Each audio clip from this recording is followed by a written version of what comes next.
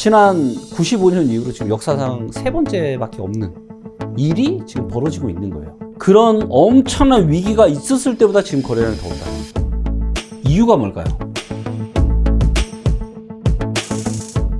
정말 요즘 신문 기사들 보면 아파트 가격 하락, 그리고 뭐 분양도 미분양이 많이 나고 이런 좋지 않은 기사들을 정말 많이 보게 되는데 네. 지금 2022년 9월이 지나가고 있습니다. 혹시 부동산 전망을 보게 된다면 네. 어떻게 좀 볼 수 있을까요? 제가 가장 중요하게 보는 지표가 있다는 말씀을 하고 있는데요. 네. 그게 뭐냐면 환율이에요.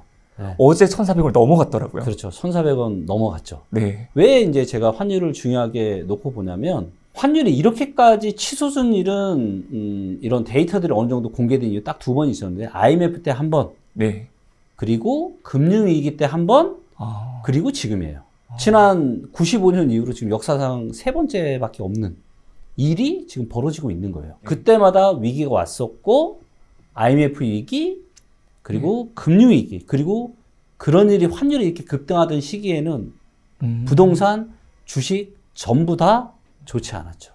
자, 그래서 이제 환율을 굉장히 주목을 해서 봐야 되는데 현재 지금 환율이 기호지세입니다.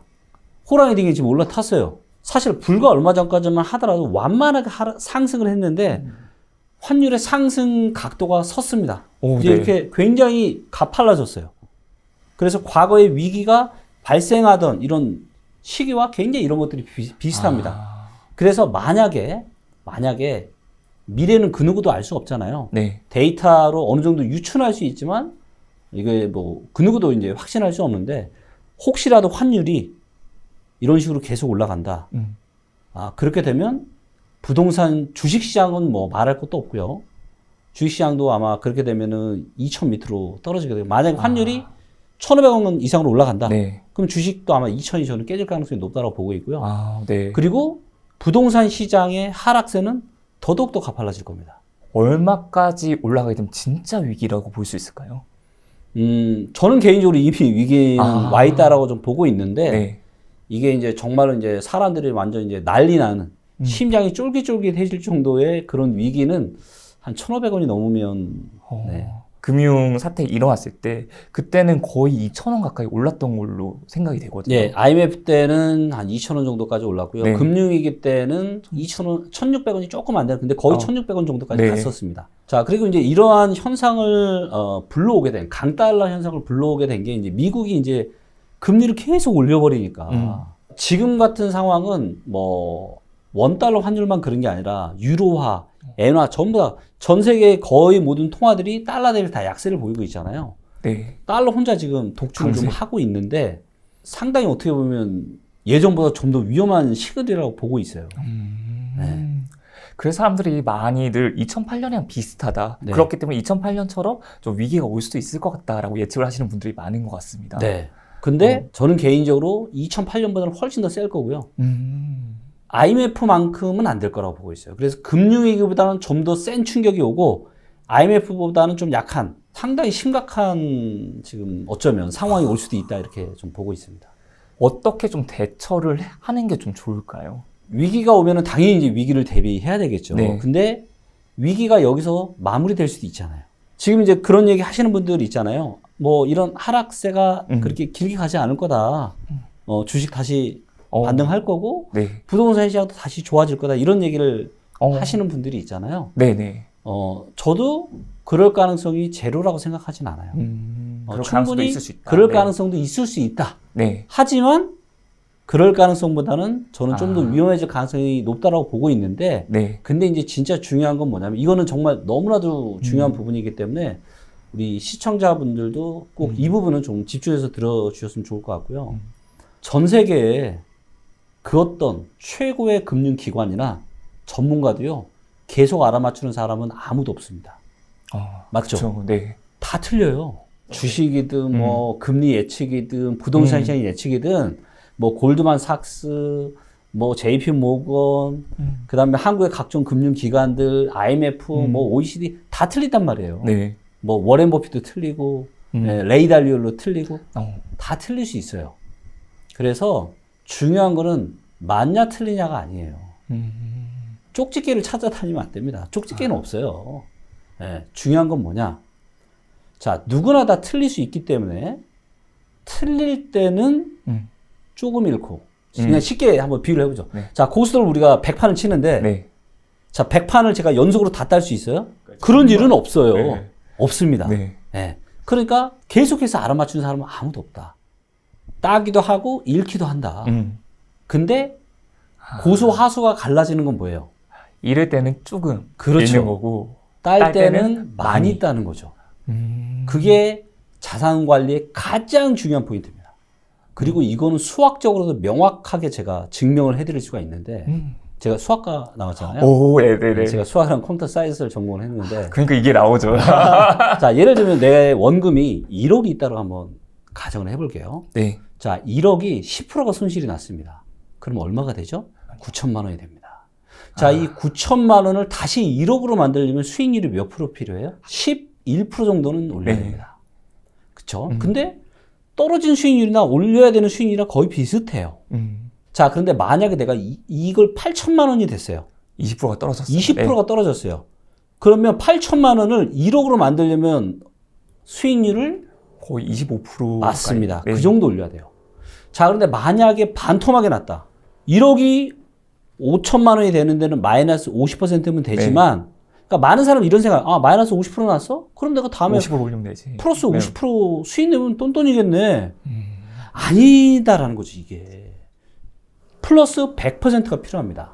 자, 이거를 수학적으로 임계점으로 계산을 해봤을 때 가장 중요한 원칙은 바로 손절매입니다. 산술적으로는 15%를 넘으면 안 돼요. 아무리 많아도 20%. 그래서 15에서 20% 이상의 손실을 보시면 이 구간을 넘어서잖아요. 네. 그러면 이 손실을 복구하기 위한 수익률이 기하급수적으로 커져요. 그래서 적게 잃는 거. 그러니까 많이 버는 게 중요한 게 아니고요. 적게만 잃어서 네. 그러면 언제든 이걸 복구할 수 있다. 이런 관점이 너무나도 중요한 거고요. 근데 현실은 많은 분들이 그렇게 못합니다.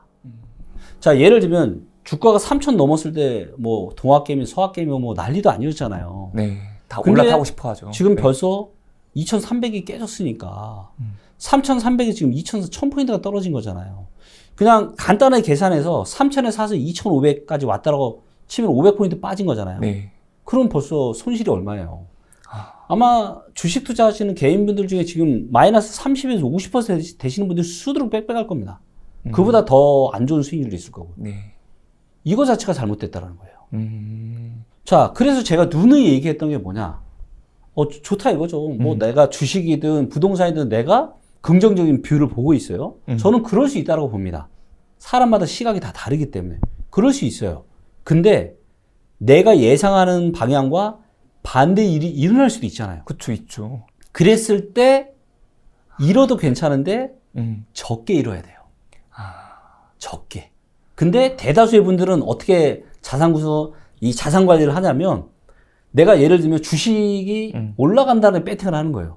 그래서 3,000대부터 계속 떨어졌는데 계속 물타기를 해요. 네. 그래서 얘가 여기서 이쯤에서 바닥치고 올라가지 않으면 만약에 올라가면 괜찮은데 네, 다행이죠. 만약에 2,000이 깨지면 이분은 난리가 만약에 나게 마이너스 뭐 60% 70% 이상 되게 생겼다. 그렇기 때문에 반드시 해칭을 해 놓으셔야 됩니다. 그러니까 내가 생각하는 방향과 정반대의 상황이 펼쳐질 거를 생각을 하고 그런 상황이 와도 산술적으로 마이너스 15에서 마이너스 20%를 넘지 않게끔 나의 자산 관리를 해야 된다는 거죠. 이게 어떻게 보면 이 자산 관리에 있어서 핵심이고 많은 분들이 제가 김기원은 하락한다고 하니까 부동산이 하나도 없을 거라고 생각하시잖아요. 네, 그렇게 생각하시는 분들도 있죠. 네. 그렇지 않아요. 저도 틀릴 수 있잖아요. 네네. 그리고 뭐냐면 주식이 좋을 때는 다 팔고 주식했다가 또 부동산이 좋을까 또 다 팔고 부동산 했다가 이렇게 하면 안 된다라는 거죠. 적절한 자산 배분을 해야 돼요. 물론 결정적인 시기에 어느 정도 예상을 해서 자산의 비중을 좀 더 어디에 좀 더 무게를 싣고 이럴 수 있잖아요. 네. 그렇게 하면 되는 거예요. 그래서 저 같은 경우는 일부 작년 연말에 2채, 올해 1채를 매도를 했어요. 하지만 그럼에도 불구하고 여전히 부동산에 대한 자산 비중이 높아요. 자, 그러면 근데 저는 하락을 할 거라고 저는 예상을 데이터로 했잖아요. 네. 자, 그러면 제 남은 부동산 자산을 지켜야 되잖아요. 왜냐면 얘가 떨어질 거라 지금 데이터를 보고 있는데 가만 내비둘 수 없잖아요. 그래서 얘가 만약에 마이너스 30% 50% 나면은 네. 다시 이걸 복구하는 데는 플러스 수익 100%가 필요한 거 너무 힘들다라는 거죠. 네. 그래서 저는 손실을 줄이고 싶어서 그러면 어디다 해야 돼요? 모든 자산이 떨어질 때 올라가는 자산에 투자해야 되죠. 네네. 그게 바로 달러라고 저는 네. 그럼 지금도 달러 보유량이 좀 많이 있으신가요? 현금 자산 중에서는 해지를 거의 대부분은 해지로 해놨죠. 그럼 달러 쪽으로 네. 해지를 해놓으신 거네요. 네. 그럼 지금 가지고 계신 자산 비중이 부동산이 많다고 하셨는데 부동산, 주식, 현금 이 세 가지로 봤을 때 몇 대 몇 정도 혹시 비중을 포트폴리오에 짜놓으셨을까요? 뭐 자세한 말씀은 드리기 그렇지만 일단 네. 이제 부동산 자산이 있고 네. 저는 또 제가 사업을 그쵸. 스타트업을 하고 있잖아요. 예. 그리고 이제 현금 자산이 있는데 현금 자산은 이 두 가지에 비하면 거의 없어요. 비중이 굉장히 낮은 수준이고요. 네. 근데 이제 현금 그냥 순수하게 현금으로 갖고 있는 건 거의 없습니다. 대부분은 다 네. 해칭을 해놓은 거예요. 그래서 이제 달러나 그런 식으로 다 해칭을 해놨고 네. 공격적으로 말씀을 조금만 더 드리자면 부동산 하락에 베팅을 해놨습니다. 그러니까 한국은 그런 금융 상품이 없잖아요. 네. 부동산 시장에 하락에 베팅하는 금융 상품이 없잖아요. 근데 미국 주식 시장에는 부동산 하락에 베팅을 할 수 있는 금융 ETF 상품이 있습니다. 그래서 저는 그거를 제가 투자를 해놨고, 그래서 달러가 오르니까 달러로 수익 보죠. 근데 미국 부동산이 지금 하락을 이미 시작을 해서 네. 이게 또 수익이 나고 있어요. 그러면 이제 꼭 먹고 알 먹고가 되는 거죠. 그쵸. 뭐 한국에 예를 들어 지금 가지고 계신 집이 내린다고 하더라도 여기서 해칭이 진짜 제대로 되고 있는 거네요. 그렇죠. 근데 이제 여러분들이 이제 정말 이제 오해를 하시는 게 뭐냐면, 야, 내가 여기다가 그렇게 될 거니까 여기다가 내가 돈 넣어가지고 대박을 노려보자. 이런 마음을 한 게 아니다라는 거죠. 투자를 하는 거랑 해칭을 하는 거랑. 그렇죠. 이런 기준을 가지고 하셨다는 거잖아요. 그렇죠. 그리고 이렇게 하면 얘가 또 어느 정도 좀 올라갈 거잖아요. 그쵸. 지금도 수익이 올해 수익이 꽤 좋은데, 그러면 어느 순간에 제가 이걸 현금화하겠죠. 네. 그리고 이거를 가지고 또 저평가된 부동산을 그쵸. 또 사겠죠. 그리고 기존에 가지고 있던 부동산도 다시 또 올라가겠죠. 네. 그러면 전체적인 제 자산의 상황은 어떻게 되는 거예요? 위기 터지기 전보다 더 좋아져요. 네. 그런데 그렇게 안 될 수 있잖아요. 여러분들이 생각하셔야 될 게 뭐냐면 항상 저도 이제 뭐 굉장히 많은 분들을 봤지만 어떤 분들이 뭐 큰 부자가 되다가도 망하냐면 너무 한쪽으로 치우쳐져 있는 분들. 예, 그래서 항상 모든 투자는 내가 생각하는 방향과 반대 방향으로 갈 수 있다는 생각을 해야 됩니다. 맞아요. 자, 예를 들어 저는 부동산이 있고 사업이 있고 금융이 있는데 만약에 제가 예상하는 바와 반대 상황이 이제부터 펼쳐져요. 그래서 달러도 떨어지고 부동산은 다시 오르고 그러면 달러 떨어지면 저는 제가 생각하는 이 손절만한 기준들이 다 있거든요. 근데 이미 그 기준 자체가 제가 사놨던 가격보다 이미 높아요, 더. 자, 그러면 달러가 반대 방향으로 다시 갔을 때 저는 팔아도 이쪽은 이미 어느 정도 수익이 줄었다 뿐이 이미 수익이 나 있고 네. 부동산 자산은 어떻게 되겠어요? 오르고 있으니까 또 수익이 나는 거죠. 그렇죠. 그래서 이렇게 되든 저렇게 되든 상관이 있다 없다? 없죠. 여기서의 상관은 최대 손실 마이너스 15에서 20. 이거 이상은 절대로 벗어날 일이 그 어떤 일이 일어나도 그럴 일은 제 인생에 없다라는 거죠. 그러니까 데이터에 나름 근거를 해서 어느 정도의 전망을 하면서 저의 포지셔닝을 바꾸고는 있지만 혹시라도 이것과 반대 상황이 나타나도 전체적인 자산에는 큰 문제가 없게끔 세팅을 해놓는 거. 이게 이제 제가 여러분들에게 말씀드리고 싶은 너무나도 중요한 포인트고요. 근데 이제 보통 이제 자산 시장을 특히나 이제 하락장을 경험해보지 못하신 20대나 30대 분들이 많이 저지른 실수가 뭐냐면 예를 들면 내가 주식으로 혹은 부동산으로 내가 좀 돈을 번 거예요. 그러면 어떻게 되냐? 더더욱 또 공격적으로 바뀝니다. 그러면 있는 거 없는 거 싹 다 끌어다 몰빵을 하고 본인이 예상하는 대로 상황이 펼쳐지면 대박이 나는데 반대 상황이 되면 어떤 상황이 펼쳐지냐면 쪽박이 되는 거예요. 근데 절대로 그렇게는 하시면 안 된다라는 거죠. 그리고 지금 거래량이 거의 역대 최저라고 할 만큼 거래가 되지 않아요. 네. 근데 제가 알기로는 대표님께서도 거래량을 좀 중요한 지표로 좀 굉장히 중요하죠. 보고 있으신데 네. 지금 거래량 정도가 과거의 어느 때랑 좀 비교를 해볼 수가 있을까요? 자, 먼저 이제 수도권의 거래량 데이터를 한번 가지고 말씀을 네. 좀 드리겠습니다. 요게 이제 지난 실거래가가 공개된 2006년 이후에 네. 서울, 경기, 인천의 아파트 거래량입니다. 아, 수도권 전체네요. 네. 자, 거래가 제일 작았을 때가 언제냐면 2008년 11월 달 5,622건이에요. 자, 그런데 지금 거래량이 7월 달게 언제냐면 4,400건이고요. 역대 최저네요. 8월 달도 지금 거의 찍게 됐을 거잖아. 지금 네. 3,900건. 자, 거래량이 금융위기가 이때 한번 네. 생각을 해보세요. 2008년 11월 달이면요. 진짜 전 세계가 난리가 났던 시기입니다. 정말 냉랭했을 때. 그쵸. 정말. 네. 지금- 창가를 쌩쌩 그쵸. 때. 지금도 뭐 주식 좀 떨어지고 상황 안 좋지만 근데 무슨 위기라고 얘기하지 않잖아요. 네. 근데 그런 엄청난 위기가 있었을 때보다 지금 거래량이 더 없다는 거예요. 오늘 진짜 자. 너무 없네요. 너무 없죠. 네. 너무 없죠. 자, 이유가 뭘까요? 수요와 공급이 있는데 네. 어디에 문제가 생겨서 이렇게 거래량이 없는 걸까요? 이제 집을 사고자 하는 사람들이 없기 때문에 맞아요. 그런 거 아닐까요? 네. 수요가 완전히 무너진 겁니다. 왜? 수요가 되는 사람들의 호주머니 사정이 너무 안 좋아지고 있다는 거죠. 이게 굉장히 심각한 문제인데, 자, 어떤 분은 이런 얘기를 하시는 분들도 있어요. 이렇게 거래량이 없는 하락장은 의미 없다. 거래량이 많이 없기 때문에 네. 지금 이건 하락이 아니다라는 거죠. 오. 그런 얘기를 하시는 분들도 있는데, 네네네. 자, 이제 보시면 서울에 매물이 얼마나 많은지 이제 보시면 막대 그래프가 이제 거래량 데이터고요. 네. 그래서 이제 보시는 것처럼 뭐 5천 건, 6천 건, 9천 건 이렇게 꽤 몇천 건씩 거래가 되던 게 네. 지금은 이제 거래량이 1,000건도 안 되죠. 지금 와, 6월 6월 달은 달은 집계 다 된 건데. 예, 다된 건데. 네. 7월 달 500건. 7월 달도 집계 다 된 거잖아요. 네, 서울 전체적으로 500건이라는 거예요. 이 말이 돼요? 자, 근데 매물이 몇 건 쌓여 있어요? 64,000개. 네, 요 파란색 선이 와. 서울 아파트를 팔려고 하는 매물 건수예요. 최근에 조금 줄었지만 네. 이 매물 대비해서 거래량이 어때요? 이 비교가 안 될 정도인데 이 정도면. 그렇죠. 네. 이 얘기는 뭐냐면 팔려고 하는 사람들은 상당히 많은데 네.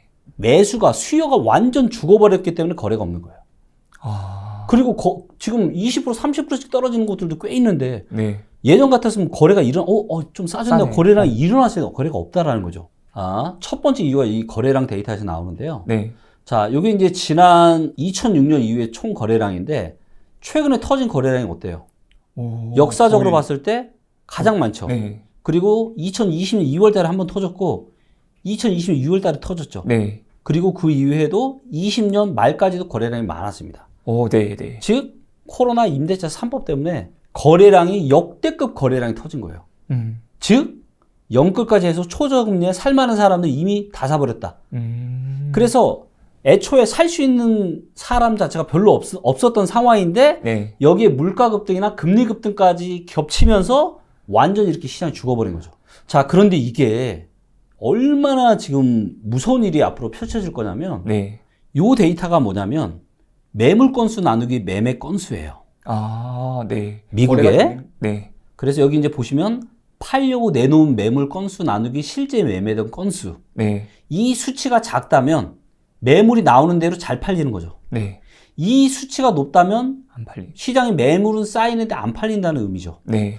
자, 지난 미국에 요게 지금 20년 정도 데이터잖아요. 오, 네. 지난 20년 동안 딱 두 번 그런 일이 있었는데 가장 최근 데이터가 2022년 7월 달 데이터인데요. 네. 요때가 지금 10.9예요. 음. 자, 10.9면은 2008년 7월 달하고 8월 달 어느 즈음 사이입니다. 아. 2008년 7월 8월 어느 즈음 사이예요. 네.